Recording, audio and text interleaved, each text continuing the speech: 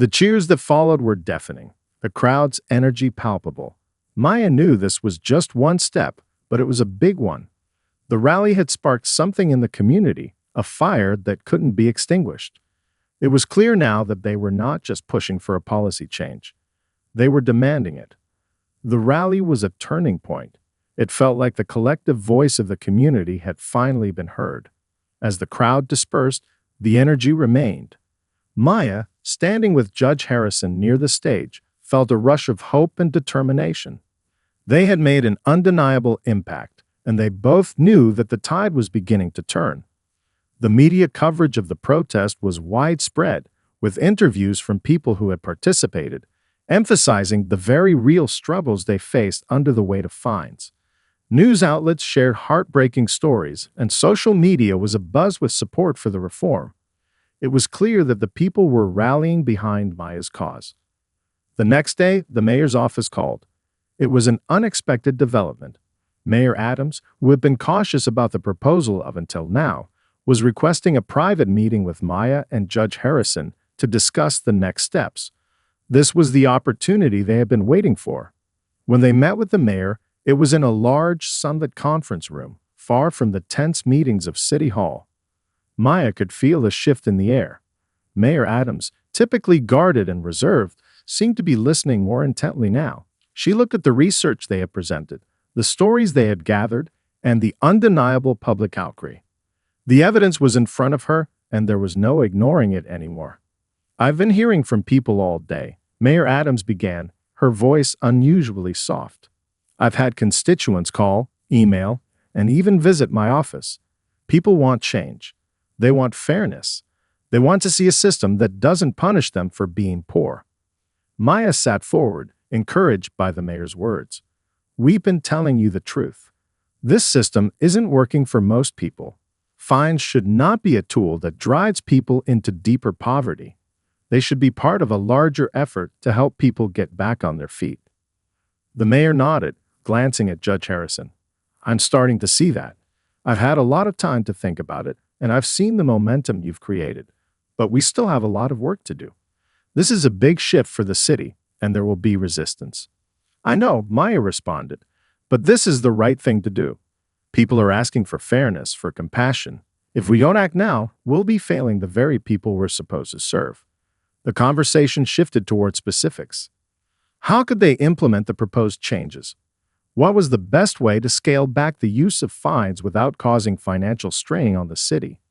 They talked about creating alternative solutions like community service and financial counseling programs, where people could work off fines in ways that helped them and the community. They also discussed the possibility of implementing a sliding scale system, which would allow fines to be adjusted based on a person's income. After hours of discussion, they had a rough plan in place. The mayor was cautiously optimistic, but she made it clear that it wouldn't happen overnight. The next steps would involve drafting new ordinances, finding sources of revenue to replace what the fines had previously contributed, and navigating through legal complexities. Still, she was committed to seeing the reforms through. "I can't promise it will be easy," she said, "but we'll work together to make it happen." Maya and Harrison left the meeting feeling accomplished but aware of the challenges that still lay ahead. The victory wasn't final, but it was tangible. They had secured a commitment from the mayor to move forward with the reforms, and they knew that the work was just beginning. They needed to keep building momentum, continue to educate the public, and fight for the changes that would ensure fairness in the system.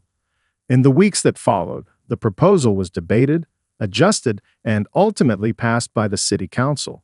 It wasn't a perfect solution, but it was a start. The sliding scale fines were implemented, offering alternatives like community service and financial education, and small infractions no longer carried the weight of life-destroying consequences. Maya's research had sparked a revolution, and now it was beginning to take root.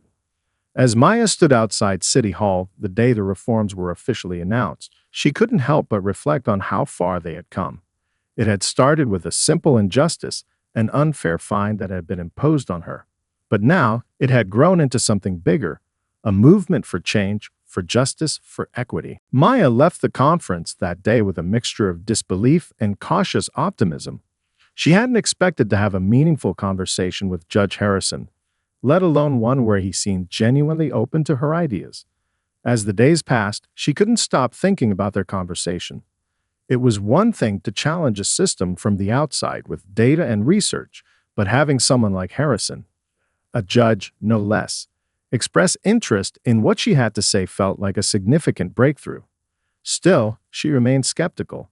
After all, this was the same judge who had dismissed her so easily in the courtroom only a few weeks earlier. A few days later, to her surprise, Maya received an email from Harrison. It was short but direct. Maya, I've been reflecting on our conversation. I'd like to meet and discuss your research in more detail. I think there's a lot I could learn from you. Would you be available next week for coffee? Maya stared at the email, unsure of what to make of it. Was this a genuine gesture of interest, or was it just politeness? The judge had seemed open to her ideas, but she had no way of knowing if his words were just the result of a passing conversation. Still, something about his tone in the email made her feel as though he was sincere. She agreed to meet. The following week, they sat across from each other at a local cafe, the clinking of coffee cups and murmurs of other patrons filling the air around them. Judge Harrison looked different outside the courtroom, less stern, more approachable, his suit swathed for a casual jacket and slacks. He smiled when Maya arrived, his expression warmer than it had been in their previous meeting. "Thank you for agreeing to meet with me," he said, gesturing to the seat across from him. "I've been thinking a lot about what you said, and I'm eager to hear more." Maya sat down, trying to push aside the doubts that had crept in. "I'm glad to be here. I know it can be difficult to question the system, especially when you've spent so many years upholding it." He nodded, his hands folding in front of him. "You're right. I've spent most of my career simply enforcing the law without really understanding the impact of it, especially on people like you. The more I think about it, the more I realize how blind I've been to the harm caused by these policies." Maya felt a small flicker of hope. It wasn't just an apology, it was an acknowledgement of something deeper. She could see that Harrison was struggling with his own role in the system, and that gave her the opening she needed. She launched into a deeper explanation of her research, showing him case studies of communities where similar fines had resulted in devastating financial repercussions. She spoke about the way the system perpetuated cycles of poverty, making it harder for people to move forward. She also highlighted how the burden was heavier on Black families, how laws that seemed neutral often carried a hidden weight for communities of color. Harrison listened intently, his brow furrowed as he absorbed the information. "I didn't realize how pervasive this was," he admitted. "I've always thought of fines as a tool to maintain order, but I can see now how they've become a tool of oppression." Maya felt her heart race a little. This was exactly what she had been hoping for, an honest conversation about the flaws of the system. It was the first step towards something bigger, something that could bring real change. "I've been collecting data on how often fines like mine are used and how they disproportionately affect people in low-income neighborhoods," Maya continued. "And it's not just about the fines themselves. It's about how they spiral. People end up paying more in late fees or having their wages garnished or even facing jail time for something as simple as an unpaid fine. The whole system sets them up to fail." Harrison sighed, clearly troubled by what he was hearing. "I never thought about it that way. I've always seen fines as a necessary part of maintaining order, but you're right. They're often the last straw for people who are already struggling." The conversation shifted in a way that felt almost like a turning point. Harrison wasn't just listening. He was reflecting, questioning his own assumptions. They continued talking for hours, exchanging ideas on potential reforms, discussing the kinds of policies that could be put in place to address these issues. By the time they parted ways, there was a sense of mutual respect between them, a shared understanding that this was just the beginning. "Let's keep working on this," Harrison said, standing up. "I want to help bring attention to this issue. I can't promise it will be easy, but I'm committed to doing what I can." Maya smiled, her belief in change strengthened by this unexpected partnership. "I think we can make a real difference," she replied. Weeks after Maya had submitted her research report to local media outlets and activists, she attended a conference on urban policy, hoping to network and present her findings to a wider audience. The venue was filled with professionals, community leaders, and advocates all gathered to discuss the state of public policy and its impact on marginalized communities. Maya, dressed in a sharp but modest outfit, wandered through the crowd, holding a stack of pamphlets and hoping to connect with individuals who could help amplify her message. The conference was filled with lively conversations, but Maya couldn't shake the feeling of isolation that had been creeping over her ever since the courtroom incident. She couldn't help but think about the judge's dismissive gaze, the way he had ruled without truly listening.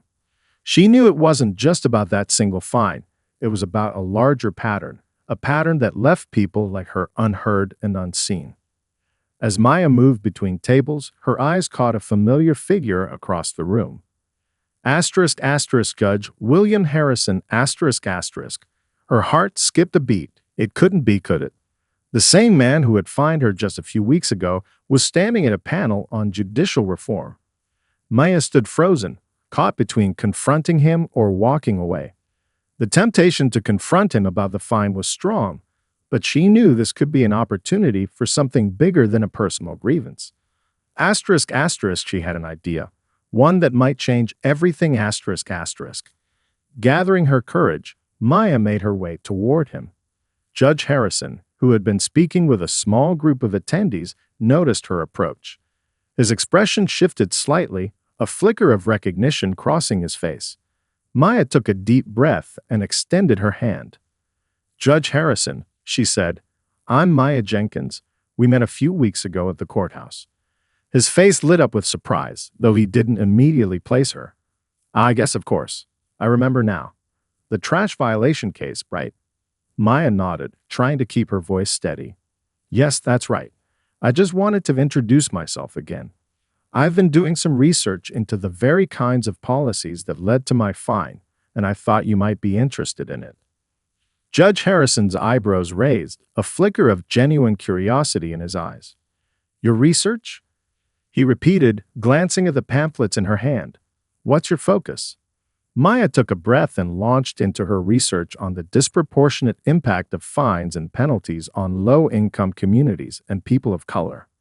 She spoke about the ways fines acted as barriers to economic mobility, trapping people in a cycle of poverty, and how seemingly minor infractions, like hers, were often weaponized in a system that disproportionately targeted the poor and marginalized.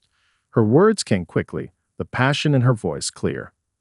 The judge listened intently, his expression softening as she spoke. He nodded, though his brow furrowed as he processed what she was saying.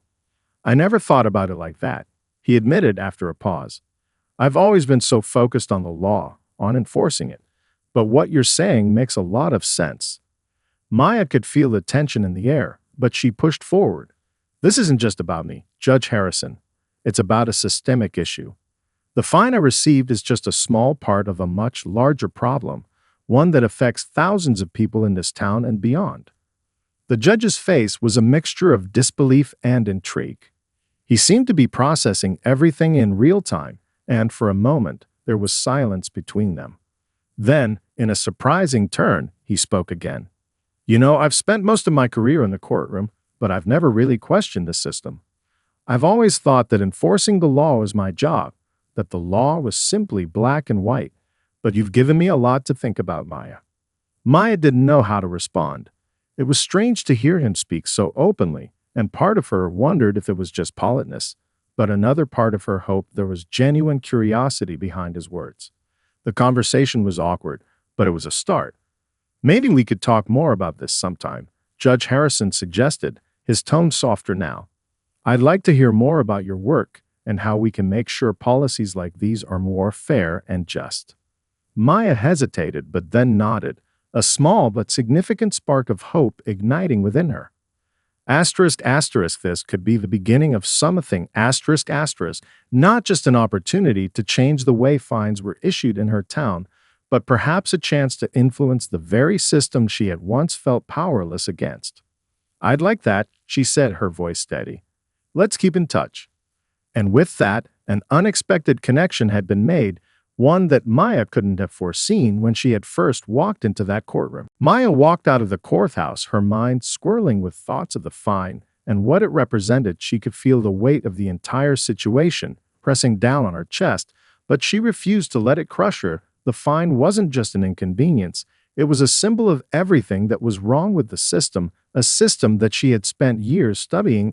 As a policy researcher, her expertise lay in understanding how laws and regulations disproportionately impacted marginalized communities, and in particular how Black women like herself were often caught in the crossfire of an unforgiving system. Maya had devoted her career to researching these inequities, hoping to one day bring about meaningful change. But now she found herself living them. She had always known that systemic racism was woven into the fabric of society, but this moment made it feel painfully real. She could feel the sting of it in her chest as she thought about how easily the judge had dismissed her explanation, as though her words didn't matter, as though her life didn't matter. But Maya wasn't one to back down. She had spent too many years studying the patterns of oppression to simply accept them as inevitable. She knew this fine was part of a larger issue, the way fines and penalties were disproportionately levied against Black people and low-income families. She knew that the fines were often just the tip of the iceberg. The real damage was in the way they pushed people further into debt, trapping them in a cycle they could never escape from. Maya couldn't let this stand. She wouldn't let it stand.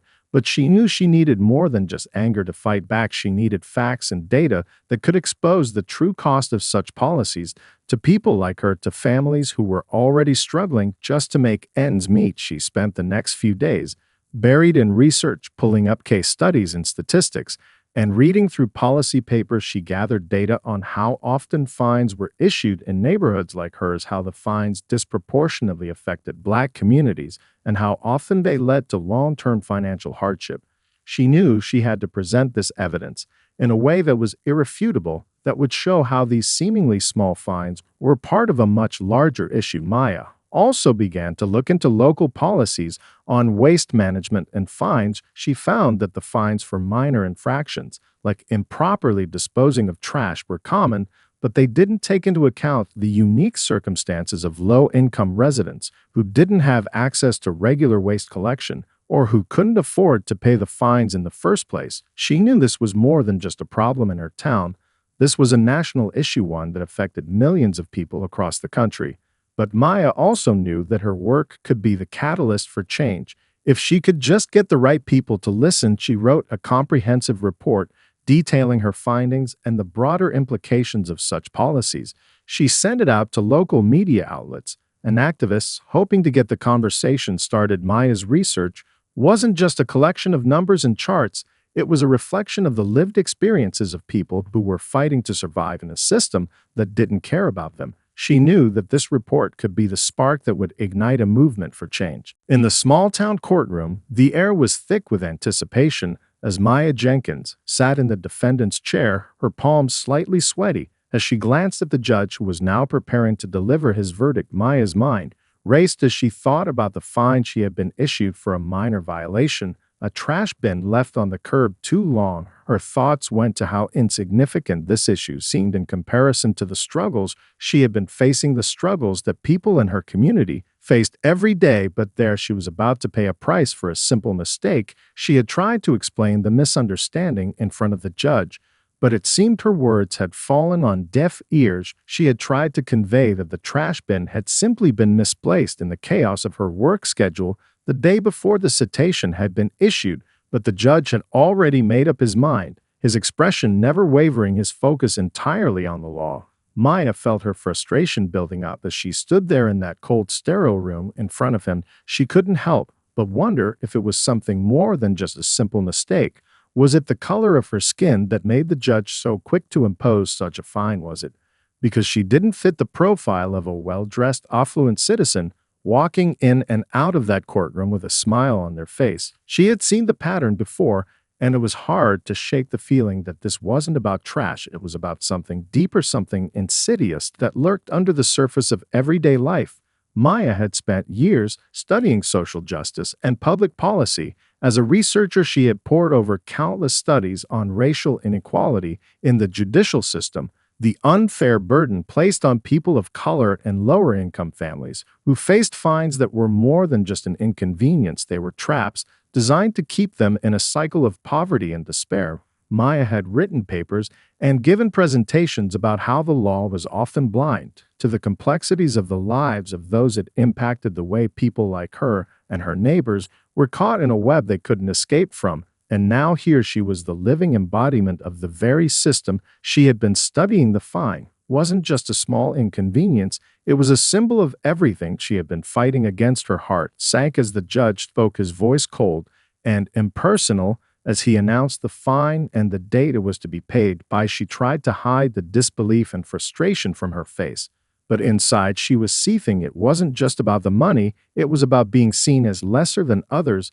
It was about having to constantly prove her worth in a system that didn't acknowledge her humanity. Maya took a deep breath as she walked out of the courtroom, her footsteps echoing in the empty hallway. Her mind was racing. She knew she couldn't just let this go. The fine was just the beginning. She had to do something about it. She had to make sure that her voice was heard. She had spent too many years studying policies that perpetuated injustice to walk away quietly. Now she would find a way to challenge this injustice. She had no other choice. The victory at City Hall was a significant milestone, but it was only the beginning of what Maya knew would be a long, uphill battle. Though the council had agreed to consider a modified version of the reform proposal, it was clear that there were still many obstacles ahead. Local opposition remained fierce, and Maya understood that change, especially the kind of change they were advocating for, was never a smooth process. In the weeks that followed, Judge Harrison and Maya continued to work together, fine-tuning their proposal. They held more community meetings, gathering testimonies from people who had been directly impacted by the current fine system. Some had lost their homes, others their jobs, all because they couldn't keep up with the ever-growing list of fines that seemed to accumulate no matter what they did. The stories were gut-wrenching, but they only strengthened Maya's resolve to push forward. Despite their best efforts to build consensus, the resistance didn't let up. Some members of the business community argued that lowering fines or offering alternatives to payment would create an environment where people felt they could break the law without consequences. They said that the proposal would undermine the authority of the legal system, leading to chaos and disorder. The mayor, too, remained cautious, her support tepid at best, as she worried about the impact on local government revenue. One night, after a particularly tense meeting with local business owners, Maya sat in her apartment, exhausted. She'd spent hours listening to people who were entrenched in the old ways of thinking, who saw the world in terms of rules that were clear-cut, black and white. They didn't see how the system was failing the most vulnerable members of society. As she stared at the data in front of her, charts, graphs, case studies, she wondered if all the work she'd done, all the hours of preparation, would be enough to change minds. But then she remembered the faces of the people who had spoken at the town hall meetings, the mothers struggling to put food on the table, the fathers working 2 jobs to stay afloat, the elderly who couldn't afford their medicine because they were drowning in fines. Their voices had made it clear. This wasn't just about abstract policy. It was about real lives, real consequences. The next day, Harrison called her. "Maya, I think it's time for us to go public with this," he said, his voice determined. "We've been trying to work through the system, but maybe it's time to take this to the people directly." Maya paused, thinking. "What do you mean?" "I think we need to organize a protest," Harrison said, his words coming quickly now, as though the idea had been forming in his mind for some time. "A rally.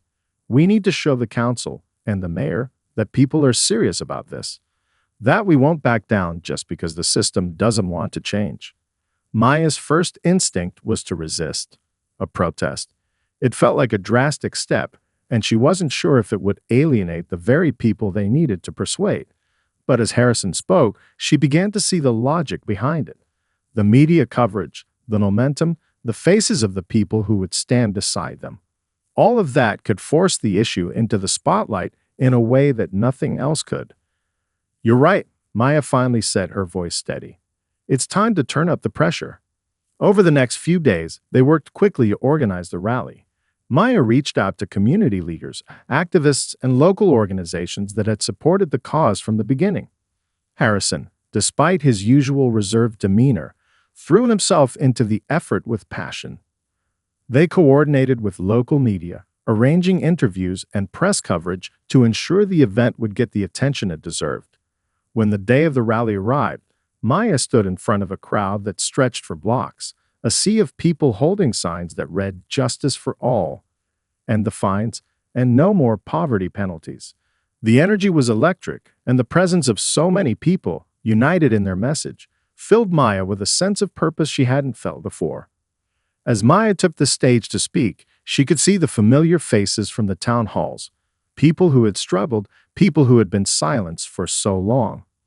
She felt the weight of their hopes resting on her shoulders, but for the first time, it didn't feel like a burden. It felt like a responsibility, a chance to change the system for good. Today is not just about fines, Maya said, her voice carrying over the crowd. It's about fairness. It's about justice. It's about a system that's designed to lift people up, not crush them. We won't stop until we make sure the law serves everyone equally, not just those who can afford to pay. As she left the cafe, Maya felt a renewed sense of purpose. She wasn't just fighting an unjust fine anymore. She was fighting for something much bigger. And with Judge Harrison, she had an ally in a place she never thought possible. The weeks that followed were a whirlwind of meetings, research, and strategy sessions between Maya and Judge Harrison. Their collaboration quickly gained momentum, and the more they delved into the issue of fines and their disproportionate impact on marginalized communities, the more Maya realized that they were onto something that could spark a much larger conversation. Maya's role as a policy researcher allowed her to present cold, hard data that painted a stark picture of the inequality embedded in local policies. But what had begun to emerge from their discussions wasn't just a critique of the fines themselves. It was a call to overhaul the entire way fines were implemented and enforced. Together, Maya and Harrison began drafting a proposal for reform, one that would challenge the very foundation of how local governments handled small infractions. They proposed a sliding scale for fines based on income, recognizing that a $50 fine could be life-altering for someone living paycheck to paycheck, while the same amount would hardly impact someone with a higher income. They'd also discussed offering more opportunities for community service or educational programs instead of penalties that would only exacerbate financial hardship. In the midst of this work, Maya found herself growing more confident in her ability to influence change. What started as a personal grievance had evolved into a project that could help countless others in her community. However, the road to reform was far from easy. Many of the local lawmakers they approached were resistant to the idea of changing a system that had been in place for decades. People are used to things being the way they are. Harrison said one day as they sat in his office reviewing feedback from a town hall meeting. "We're asking them to rethink how they approach the law itself, to question what's fair and what's not. That's never going to be easy." Maya knew he was right. Resistance was inevitable, especially from those who had benefited from the status quo. But she also understood that lasting change never came without a fight. She was determined to push forward. In her research, she had found numerous examples of policies that, once viewed through the lens of fairness, were simply unjust. She had seen how even small shifts in policy could have profound effects on the lives of the people caught in the system. One evening, as Maya sat at her desk reviewing the details of their proposal, her phone buzzed.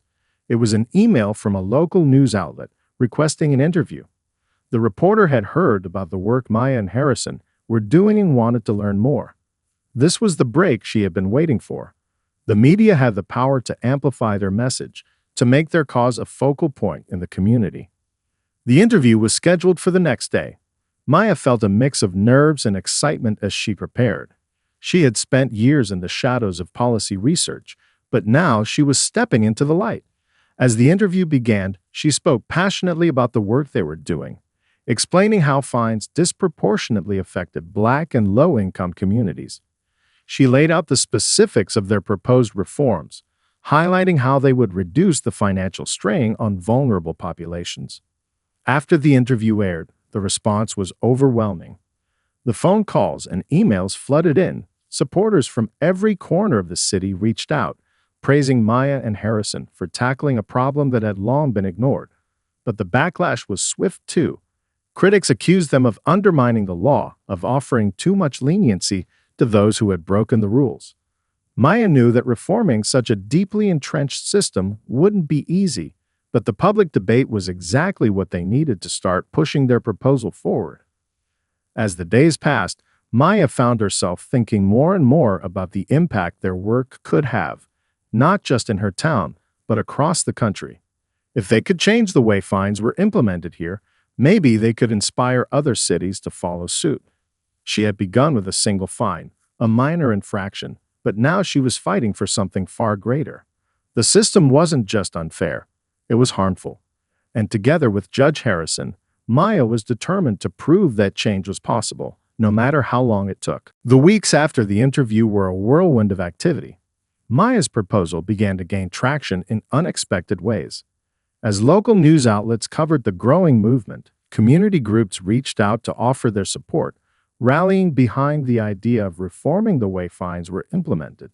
Even though the backlash was just as fierce, often from individuals who viewed the fines as a necessary part of maintaining order, Maya's persistence only grew stronger. The town hall meetings that Judge Harrison and Maya organized were packed with people eager to share their experiences. Residents from neighborhoods like Maya's, who had felt the heavy burden of fines for years, spoke passionately about how these policies had hurt them, making it harder to pay bills, feed their families, and even access basic services. Maya listened closely to each speaker, their stories echoing the data she had compiled. Their words were not just personal grievances, they were a reflection of a broken system. At one of these meetings, Maya stood before a packed room, explaining how the proposed reforms would create a fairer system. "This isn't about letting people off the hook for their mistakes," she said, her voice steady but filled with conviction. "It's about recognizing that fines should be a reflection of someone's ability to pay, not a means to push people deeper into poverty. It's about making sure the law doesn't punish the poor more severely than those who can afford to pay." The applause that followed was heartfelt. Maya could see it in the faces of the people who had come forward, the weary, the hopeful, and the frustrated. They had been waiting for someone to listen, to take their concerns seriously, and now they felt like they had found an ally in Maya and in Judge Harrison. Still, despite the public support, there were those who continued to fight against the proposed changes.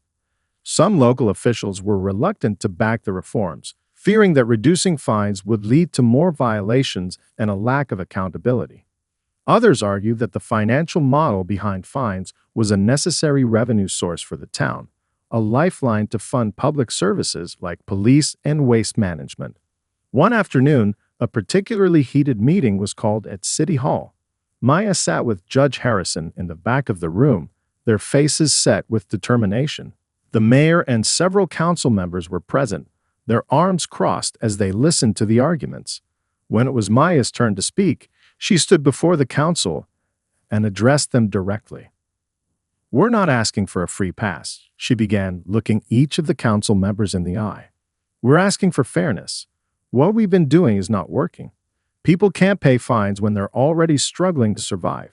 And when they can't pay, it costs them even more: late fees, court appearances, possible arrest warrants. You're not making the town safer, you're trapping people in a cycle of poverty." Her words were blunt, but they resonated. The room grew silent, the weight of her argument hanging in the air. Then, one by one, the council members began to respond, some more hesitant than others, but the discussion was shifting. Judge Harrison, who had been sitting quietly beside her, stood up and spoke in support of the proposal. "Maya's right. As a judge, I've seen firsthand how the system is designed to penalize those who are already vulnerable. We have a duty to serve justice, and that means recognizing the human impact of the laws we enforce." The meeting went long into the evening, but the turning point came when a few council members began to voice their support for the proposal.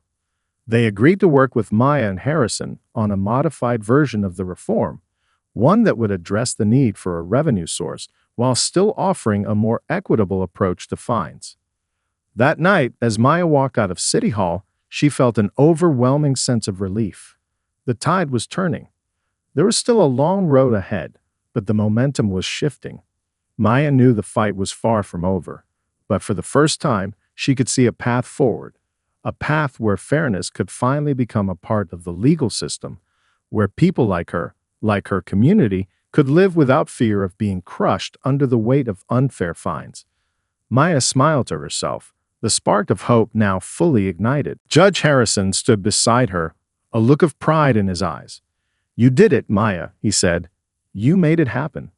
Maya smiled, the weight of the fight still fresh in her mind, but the victory sweeter than she had ever imagined. "We did it," she corrected him. "Together." And as the sun began to set, casting a warm glow over the courthouse steps, Maya knew that this was just the beginning. The work wasn't finished, but the change they had fought for was real. The system was beginning to bend, and she would continue to push it until it finally broke free from its old, unjust ways.